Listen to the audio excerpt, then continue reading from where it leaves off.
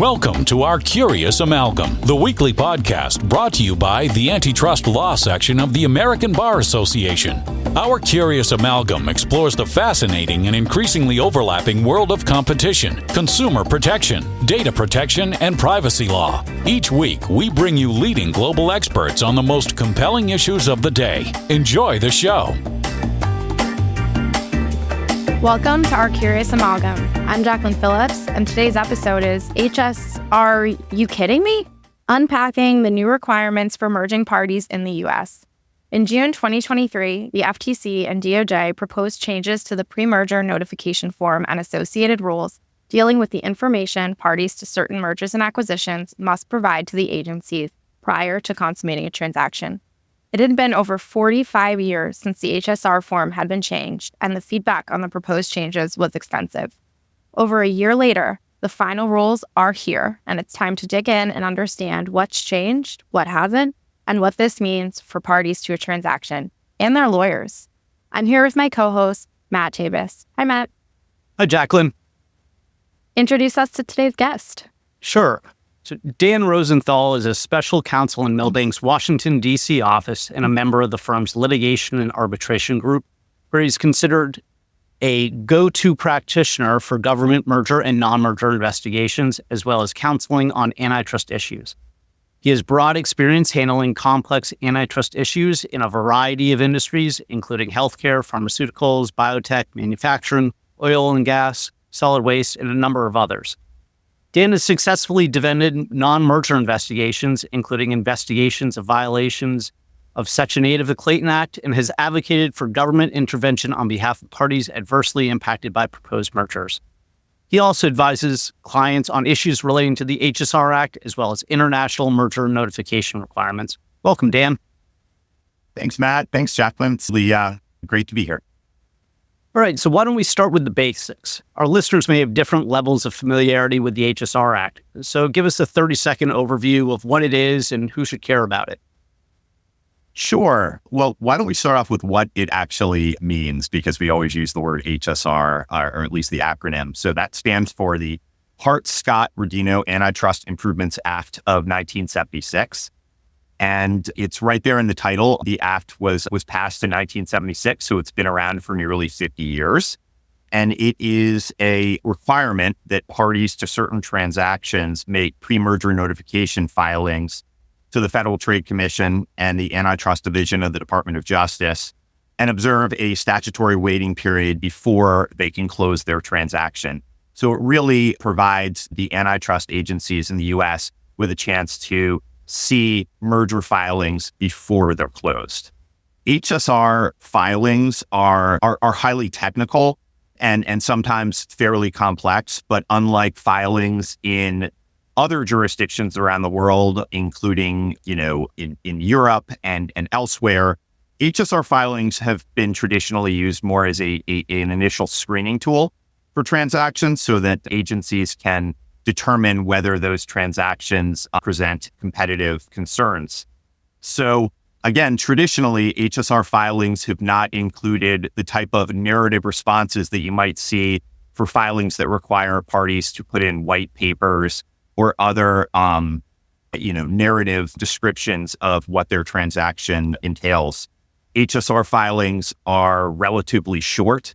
They focus more on a party's structure, the structure of a transaction, certain data that the parties have to submit, and documents that were created to evaluate the transaction. Thanks for that background. That's very helpful. Of course, we're here today to talk about the new rules. Can you give us an overview of what's new and why now? Sure, and maybe it's easiest to start with the why now. Over the last few years, the antitrust agencies in the U.S. have been highly scrutinizing mergers, and as a result of that, there's been active merger enforcement under Lena Khan at the FTC and Jonathan Cantor at the DOJ. In 2023, new merger guidelines were put into force. Those merger guidelines govern how the agencies we analyze mergers for whether they are running afoul of the antitrust laws. And as part of that sort of continuing focus on merger enforcement, later in 2023, the antitrust agencies proposed changes to the HSR rules.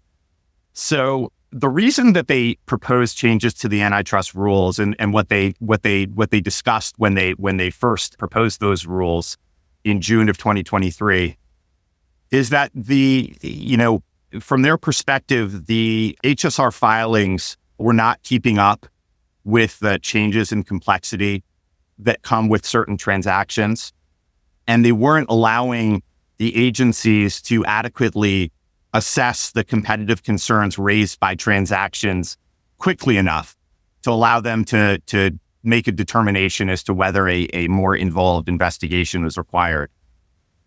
So because they didn't feel like those HSR filings that were being prepared by parties were giving them the information they needed to assess transactions appropriately, they were really relying on the information that was gained during the pendency of that initial investigation, that initial 30-day waiting period. So speaking to third parties, customers, and whatnot, as well as really just focusing on the documents that the parties produced. They didn't feel like that was sufficient. So as a result, they proposed far-reaching rule changes that would fundamentally change the way that parties submit HSR filings. So Dan, I just want to stop you there so we could focus on one thing. It sounds like there are a lot of changes. Is there anything that's the same from the HSR regime that parties were used to? Yeah, there are quite a few things that are the same. And I think, most importantly, something that folks should keep in mind is that even though the contents of the HSR filing have been expanded on what parties need to prepare and produce, there's no changes to what makes a transaction reportable or not. So the rules about whether, if the transaction did not require an HSR filing before or under the current rules, they're not going to require a filing under the new rules. So that's important. There's also, significant amounts of information that were part of the current filing that are going to be part of the filing under the new rules. Got it. That's really helpful. So the thresholds are the same. If you had to file before, you have to file now, but what you need to file is going to be different. And I know we'll dig into that.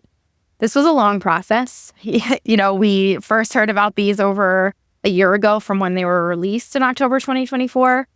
And I know there was a lot of commentary about just the huge burden and amount of change in those proposed rules. Did what everyone was expecting come to pass in what we saw in these final rules?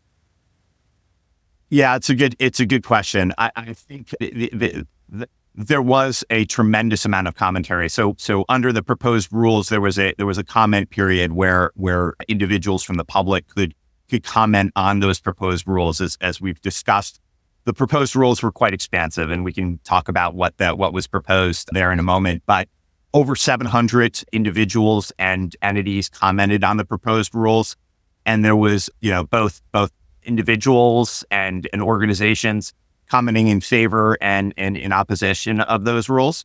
And the final rules that have come to fruition took into account a lot of those comments. So under the new rules, which were rolled out on October 10th, there was a 460-page statement of basis and purpose, which is a description of how the new rules came to be and sort of an explanation of those rules. And that goes into painstaking detail about how the agencies looked at, analyzed, considered the comments. They accepted some of them and they rejected others. So I think on that point, and what's important for folks to take away from there is under the proposed rules, some of what people were most concerned about when it came to the expansiveness of the new rules have not been included in the final rules. Some examples of that include there was a proposal that all draft documents that were created that otherwise were responsive to the HSR requirements, meaning that they were prepared by or for an officer or director and addressed competitive issues. There was a proposal that every draft document would need to be submitted. That was rejected and modified. So we'll sort of talk about what the document requirements are. That was a big one. There was also some real concern about some of the disclosure requirements around investors and other interest holders to a given transaction. Those rules were, the final rule significantly scaled back those requirements. And lastly, another big category was labor reporting. There was a new proposal under the June 20 proposed rules that parties to a transaction would have to report data surrounding their certain employees. And it was going to be quite significant. A lot of commenters focused on how onerous those requirements would be. That requirement did not find its way into the final rules. Got it. Thanks for doing that comparison. For those of us who have not, I'm sure that brings at least some relief to parties who are getting used to these changes. So let's talk about those changes. And obviously, in our time here, we're not going to be able to dig into every single one, although I am no doubt, Dan, that you are already an expert on them. So let's talk about, the highlights, trends, the takeaways for the listeners of this episode.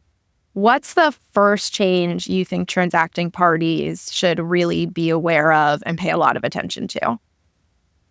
Yeah, there are some buckets of changes because as you mentioned, Jaclyn, you're completely correct. There are a lot of individual changes. This was a comprehensive revamp of the HSR filing requirements. So I think the first bucket of changes that companies and filers should be aware of are new requirements around narrative submissions and sort of narrative advocacy, including expanded discussions about overlaps if transactions involve overlaps between the parties. So I won't go into all the details on this, but filers should be aware of that. Under the current rules, there's very, very limited narrative requirements for filers when they're putting in an HSR filing. You have to do a transaction description, which is very, very high level under the current rules. Under the new rules, the buyer and the target are going to have to briefly describe their business operations, their rationale for the transaction, the principal categories of their products and services sold, as well as any supply and licensing relationships between the parties. And they're going to have to cite back to the documents that they are submitting as part of their filing. So that's going to be a bigger lift, frankly. But as we talked about, that is a scaled down version of what the proposed rules were requiring.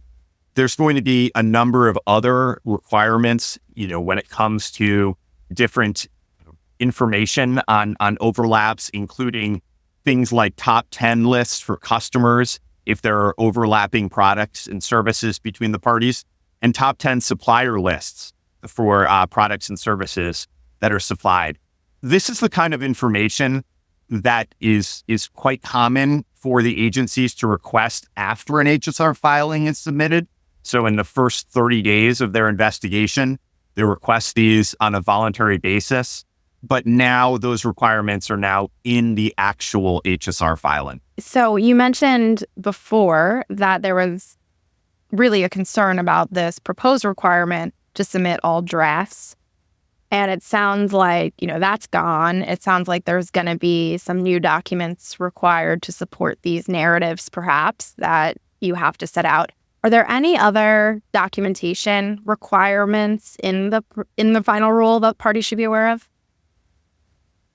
Yes, there's been an expansion of the document requirements under the final rule, and as we discussed, and I think just a point that should be made here because there are a lot of client alerts and a lot of people talking about these new rules. We're all scurrying around to try to understand them.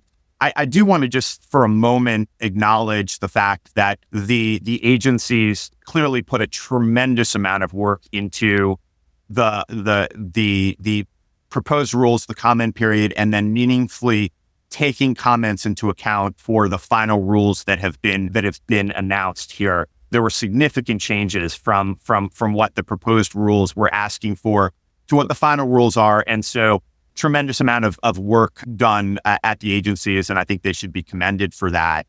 In terms of the document requirements, and I think the reason I brought that up is this is a good example of there was a bit of a compromised position on documents. So what the final rules require is an expansion that currently only documents that were prepared by or for an officer or director were required to be submitted as part of the HSR filing. Now they've added a sort of a category of individuals who, if a document was prepared by or for a supervisory deal team lead, and they define that, as an individual who has responsibilities for the strategic assessment of the deal. That now is a category which has been pulled into the responsiveness of, in the form. So if documents were not necessarily, given to an officer of a company, but were prepared, by someone leading their corporate development process, and that individual is the supervisory deal team lead, those documents would now be required to be submitted. In terms of draft documents, even though the overreaching requirement of all drafts being submitted is not in the final rules, they did include some changes to what sort of drafts need to be submitted. So one thing that maybe on the surface seems like it may not, be a big deal, but could potentially in practice be something which filers have to really think about is the fact that traditionally draft documents only needed to be submitted if they were sent to the board of directors. Now they've tweaked that, and so draft documents, if they were shared with any director, not the whole board, but any director, would need to be submitted as responsive documents. So, if you think of an example of perhaps a more leanly staffed organization where a director is heavily involved in the analysis of a transaction, any draft documents that were sent to that individual would potentially now need to be responsive. There's certain ordinary course documents that now need to be submitted. Ordinary course documents are documents that would have not been prepared specifically for the transaction. There's a limited category of those documents that need to be provided with the HSR filing. And lastly, one of the changes that was in the proposed rules that has not changed is that parties now have to translate any document that's not in English. Got it. As a lot to do, a lot of details to make sure we understand. And just very briefly, because I do want to get to, kind of what next and timing. Anything else about disclosure requirements that we should have on our radar? Yeah, and I won't go into too much detail here because we could probably speak, for the next couple days on some of these changes. But there are some new disclosure requirements that filers need to keep in mind.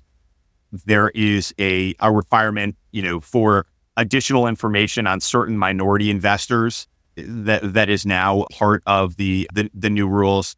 There's also some information on board membership that needs to be submitted. That was an issue that was, a key issue from some of the commenters on the proposed rules about the request of identifying whether certain, directors, identifying them as part of the HSR filing. That there's been sort of a modification of that rule, but there is some board membership identification that's going to be required in the new rules. There's been an expansion on what sort of previous acquisitions need to be disclosed, even if they were not HSR reportable. And lastly, and I won't go into detail here, but there's a new requirement about submitting information on certain foreign subsidies. That was sort of a requirement that came out of the Merger Filing Fee Authorization Act of 2022, which required filers to now submit certain information on foreign subsidies from certain countries. So that's now required as part of the disclosure.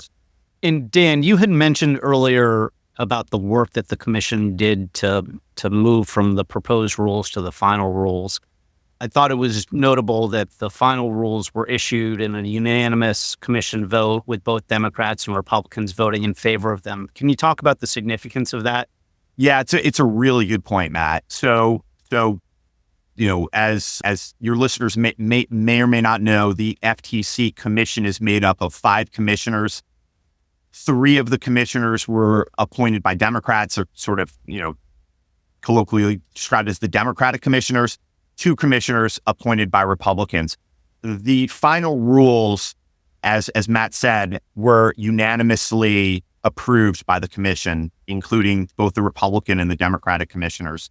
That has significance in several ways. It has significance because, as the Republican commissioners mentioned in their concurring statements when the rules were finalized and announced, a number of the modifications were the result of that sort of compromise process of discussion. So they both indicated that they would not have supported the final rules had there not been modifications made to the proposed rules. I think that is a big part of why we're seeing the rules having been scaled back in many material ways.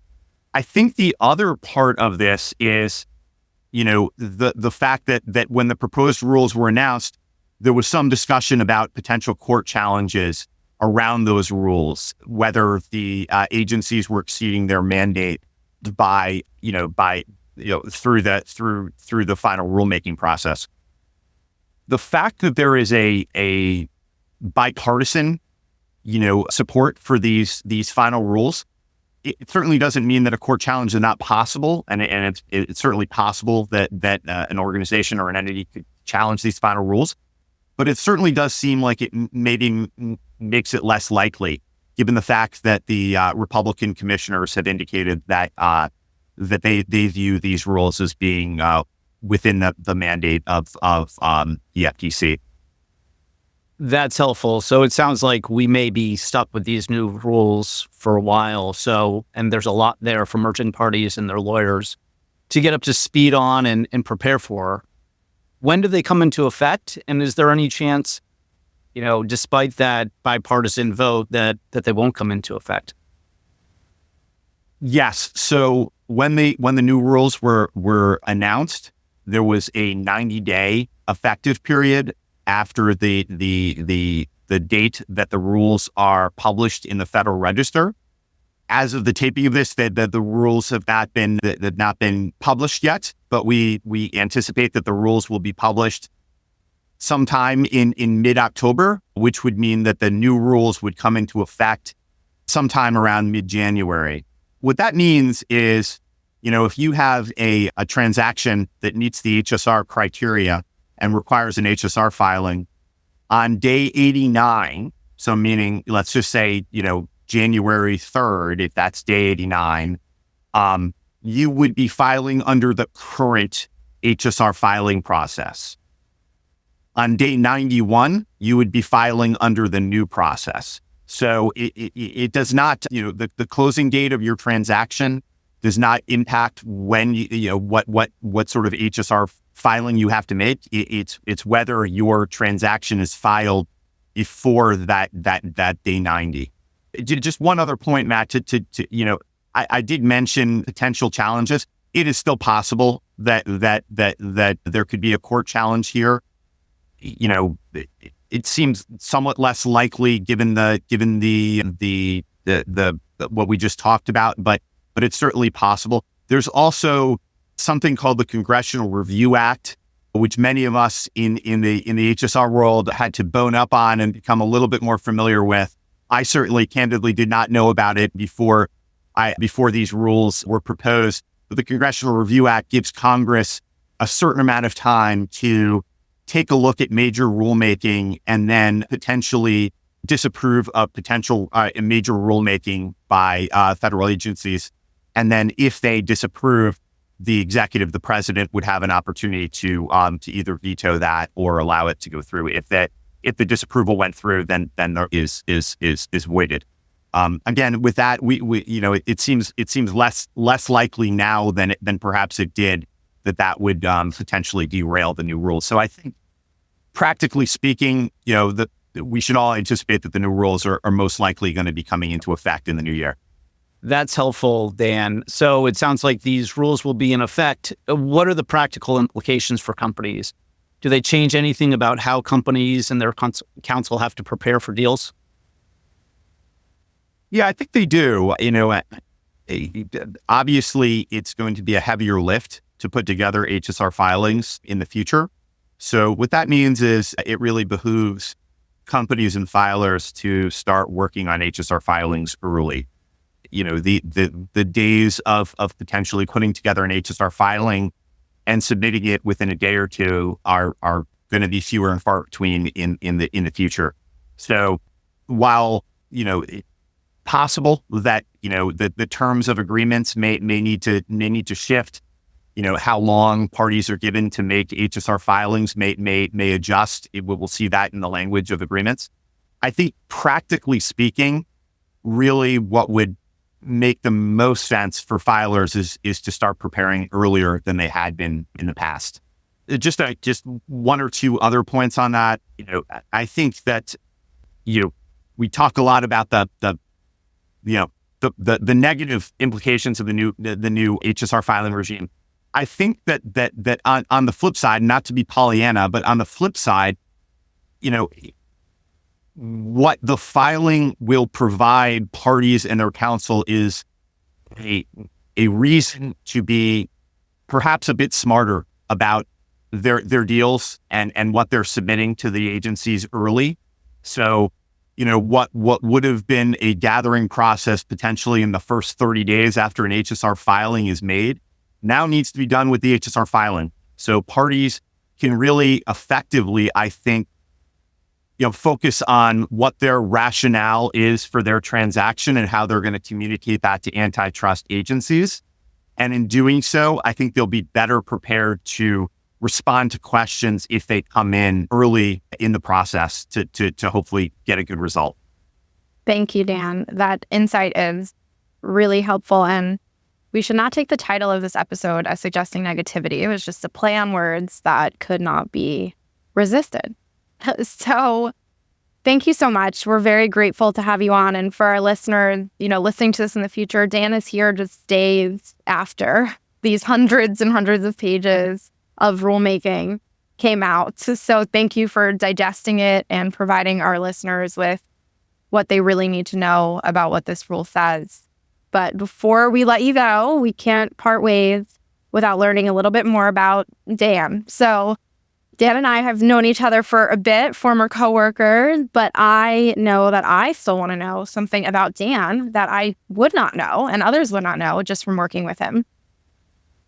So thank you, Jaclyn. And I full disclosure here, I'm a fan of our Curious Amalgam, so I sort of knew this one was coming. So, I must admit, I had a little bit of trouble thinking through what I wanted to say here. So I did what most parents do is I polled my three young children at dinner last night, and I was hoping that they would choose to comment on one of my very fine qualities and, talk about me as a great father. But instead they urged that I tell the listening audience that my kids are fantastic and that they all have August birthdays. And when I pressed them a little bit further that I had to actually say something about myself, they also informed me that I would be dressing up as a dinosaur for Halloween this year, which was news to me, but was, I'm okay with. And I think that's, pretty much sums it up for me. That was very brave of you, Dan. And I won't ask if there were any other things your children had to say about you that you may not want to share with all of our listeners. We can talk about that after. But before we go, I will hand it over to Matt for our Curious Hat. And now it's time for the Curious Hat. All right, Dan, this is where we ask the Curious Hat for a random question to ask you. So can you pick a number between 1 and 19? Sure. I will go with 3.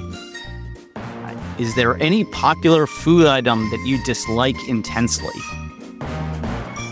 Oh, that is a great question. I was sort of raised as a clean plate club kind of guy. So I usually don't complain too much. I probably should complain more about the food that I'm eating and eat a little less of it. But I don't really have any foods I supremely dislike. I guess the one that would come to mind if I had to choose one is maybe goat cheese.